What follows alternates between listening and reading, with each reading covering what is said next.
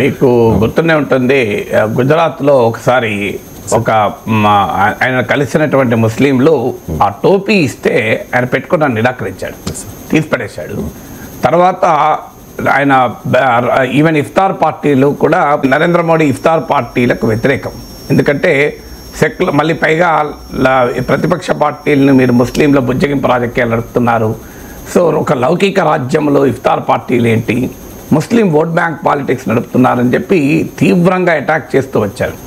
So ముస్లిం, ముజ్రా, మందిర్, మసీద్, మంగళ సూత్ర అంటూ ఆల్ ఎమ్స్ మీకు ప్రతిపక్షాల మీద దాడి, ప్రత్యేకంగా కాంగ్రెస్ పార్టీ పైన దాడి చేశారు.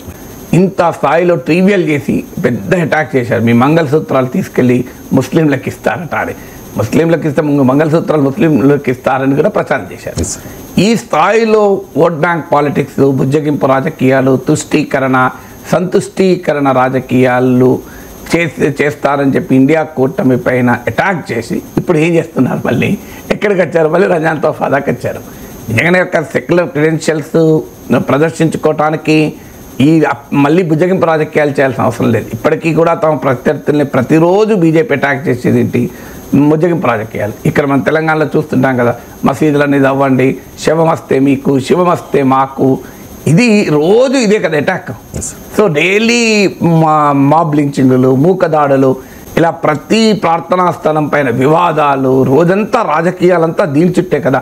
హలాల్ చుట్టూ, కర్ణాటకలో హిజబ్ చుట్టూ రాజకీయం, ఆఖరికి ముస్లిం అమ్మాయిలు వేసుకునే దుస్తులపైన రాజకీయమే, వారి వ్యాపారాలపైన అటాక్, మీకు ఉత్తరప్రదేశ్లో వాళ్ళ పేర్లు రాయాలి బయట అని చెప్పి కండిషన్స్.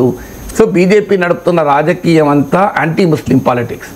ప్రతిపక్ష పార్టీల్ని అన్నది మీరు ముస్లిం ఓటు బ్యాంక్ రాజకీయాలు నడుపుతున్నారు. ఇప్పుడు రంజాన్ తోఫాలు ఇచ్చే దశకు వచ్చారంటే నాకు తెలిసినంతవరకు మోడీ ప్రభుత్వం మీకు దసరా తోఫా ఇవ్వడం లేదు. దసరా కానుక, దీపావళి కానుక హిందువులకు ఇవ్వడం లేదు, కానీ ముస్లింలు మాత్రం రంజాన్ తోఫా అంటున్నారు.